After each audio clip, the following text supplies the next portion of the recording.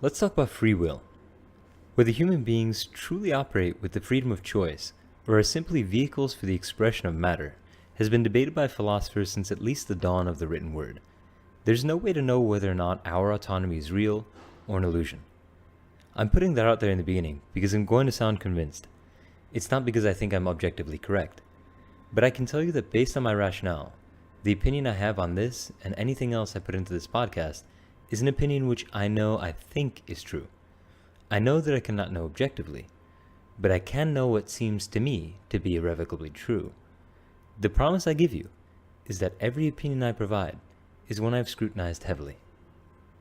Now let's dive into a subject of opinion on free will. You haven't gone deep enough into a conversation, regardless of whether it's about the ideal style of governance or favorite ice cream flavor, unless you hit the absolute core of one another's grasp on reality, which at the end of the day will be your respective stances on free will. A lot of the discussion around free will comes down to whether or not one has the core belief that all information in the universe is theoretically quantifiable. If the universe, moment by moment, is a finite amount of data and operates within a consistent set of boundaries, like what we might call the laws of physics, then we can move to the crux of the debate, which is whether or not every event is the result of previous events and conditions. This sets up the conversation that underlies the question of freedom of will, which is determinism versus indeterminism. If every moment is the direct result of the previous moment, or more specifically, if every quanta of the universe moves in a way which is a direct result of its previous movements and a set of boundary conditions, then we, and everything that makes us, should operate within the same laws and structure that we observe the rest of the universe to be subject to. Meaning that though our brains seem to have freedom of choice, that our thoughts are really the results of an extremely intricate order of events, if all of that holds to be true. If all of the smallest things in the universe move according to the same rules, then our brains should operate in the same way. That is fundamentally the basis of determinism, which does not leave room for randomness or free will. True randomness, meaning events which have no direct cause, is what needs to be accepted as a possibility in order to accept indeterminism and therefore allow for a belief in the notion of free will. Free will is the belief that the brain is capable of randomly creating events which are inconsistent with any of the events that came before it. A belief in randomness seems nice in that it gives the mind a certain degree of power over everything that makes it up. The belief in anything that can stand outside of the everything that is the universe is to believe in some sense in the divine. From this point, we can dive a bit more into the history of free will and where we currently are in the debate, but I'll do that in a future episode. For now, I'll just put some links in the episode description for anyone who's interested, and play around with the idea of awareness. Awareness is the first of the stumbling blocks when thinking about freedom of will and lack of it.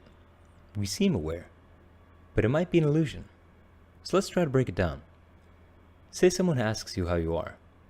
You might verbally respond, or you might pause to consider. Both of your reactions are immediate.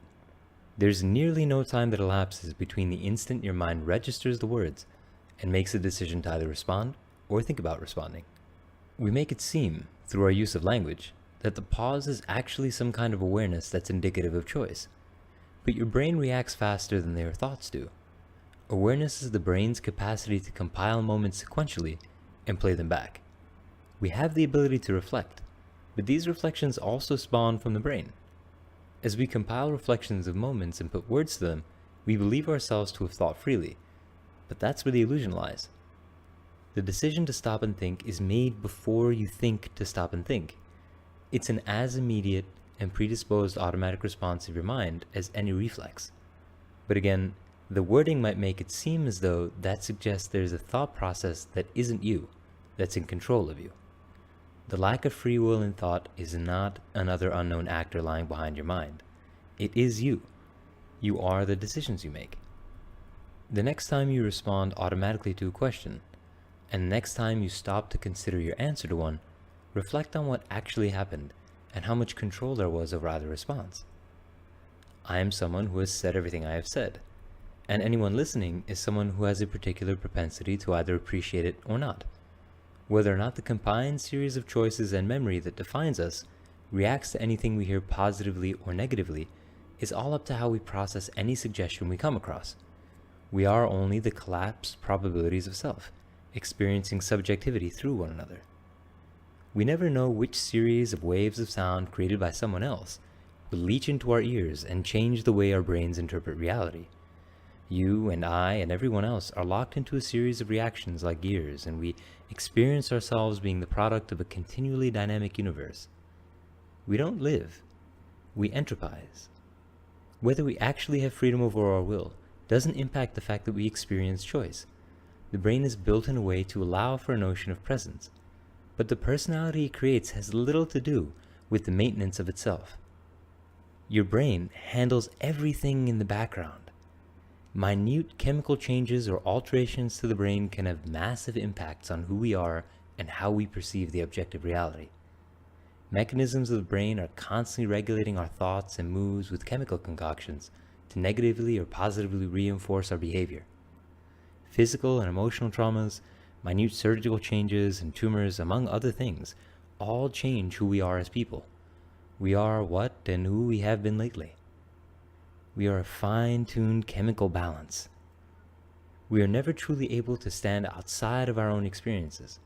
The only thing we can do is compare our experiences with others, using the people around us as mirrors that we can look through at everything we can't see from our perspective as we float along on the current of time, slowly dissolving into nothingness. Well, that's all for this week. If you're looking to sink your teeth into something, you're in luck. The debate on whether or not we have free will has been contributed to by most of humanity's greatest philosophers, and I've put a bunch from different traditions in the episode description. But these are just starting points. There's so many other philosophers to dive into if you're interested. Enjoy!